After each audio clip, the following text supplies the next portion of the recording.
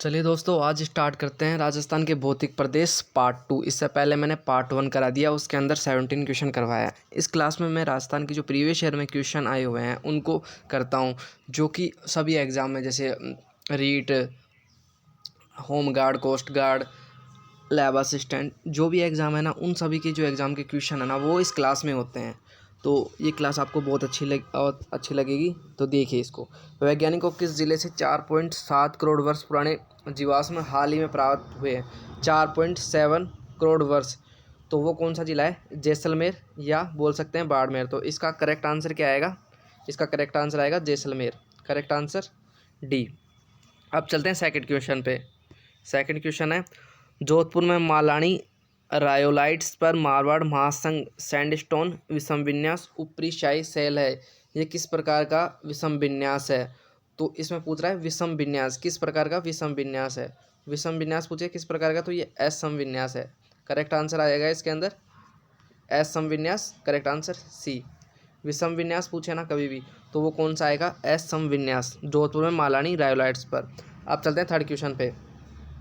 Jurassic युग की चट्टानें राजस्थान के किस जिले में पाई जाती है? कौन सा युग पूछ रहा है? जुरासिक युग। तो जुरासिक युग की चट्टानें कहाँ पाई जाती है?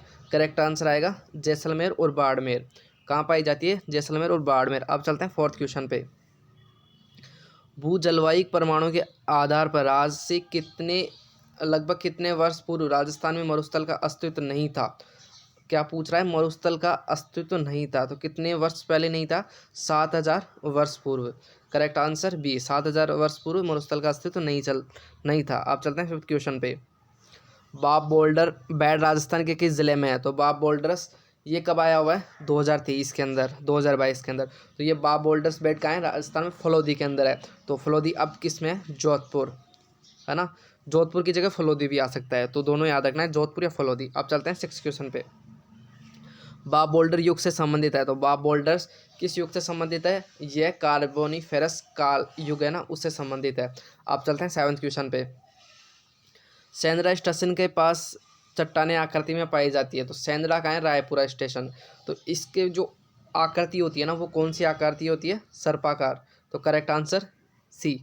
आप चलते हैं एट क्वेश्चन पे। राजस्थान में प्री कैम्ब्रियन चट्टानों का आधारभूत वर्णन किसके द्वारा किया गया है?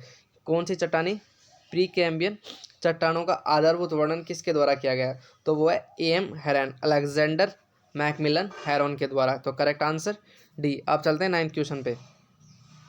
पश्चिमी मरुस्थलीय क्षेत्र का क्षेत्रफल लगभग है, तो पश्चिमी मरुस्थलीय क्षेत्र का क्षेत्रफल कितना है? 2 लाख वर्ग किलोमीटर। लेकिन इसके अकॉर्डिंग कौन सा आएगा? करेक्ट आंसर डी, 2,13,688 वर्ग किलोमीटर। पूरा याद रखना है, 2,13,688 वर्ग किलोमीटर। अब चलते हैं 10th क्वेश्चन पे। राजस्थान की मरुस्थलीय बालू का प्रमुख स्रोत निम्नलिखित से क्या है? बालू जो कि पश्चिमी मरुस्थलीय में आता है, तो बनास नदी भी नहीं है, चंबल, बनास, माही, ये तीनों कौन सा मैदान का पार्ट है? पूर्वी मैदान का। तो इसमें करेक्ट आंसर आएगा प्राचीन नदियों द्वारा लाई गई मिट्टी। तो करेक्ट आंसर ए। आप चलते हैं 11th क्वेश्चन पे। राजस्थान का मरुस्थल विश्व के इन्हीं अक्षांशों में स्थित अन्य मरुस्थलों से सर्वथा भिन्न है। यहाँ मरुस्थलीय प्रक्रिया के संबंध में क्या अवधारणा सटीक है? तो आपको क्या पूछ रहा है? मरुस्थल के बारे में पूछ रहा है। तो मरुस्थलीकरण हो क्यों रहा है? इसका कारण क्या है? तो इसका कारण है सूखे के कारण प्रारंभ होता है, हृदय स्थल से प्रारंभ प्रसारित होता है, शुष्क क्षेत्रों से प्रारंभ प्रसारित होता है। ये तीनों करेक्ट आंसर नहीं है। करेक्ट आंसर आएगा डी। यहाँ पे क्या होता है?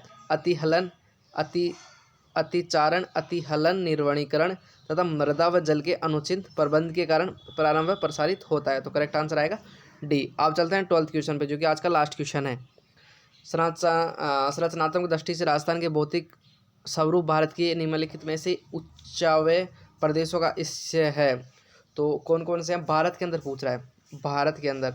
तो भारत के अंदर कौन कौन है? भारत के अंदर है उत्तर वृत्त, विशाल मैदान और प्रायद्वीप पठार। तो इसके अंदर करेक्ट आंसर आएगा प्रायद्वीप पठार, उत्तर वृत्त, विशाल मैदान। वृत्त बोल सकते हैं, विशाल मैदान बोल सकते हैं। तो इसका करेक्ट आंसर आएगा ई। उम्मीद है दोस्तों आपको क्लास अच्छी लगी होगी। अच्छी लगी हो तो चैनल को सब्सक्राइब करें। ये क्वेश्चन टाइप करने में बहुत टाइम लगता है, बहुत ज़्यादा टाइम लगता है, तो मेरी मेहनत को मानो और इस क्लास को सब्सक्राइब करो।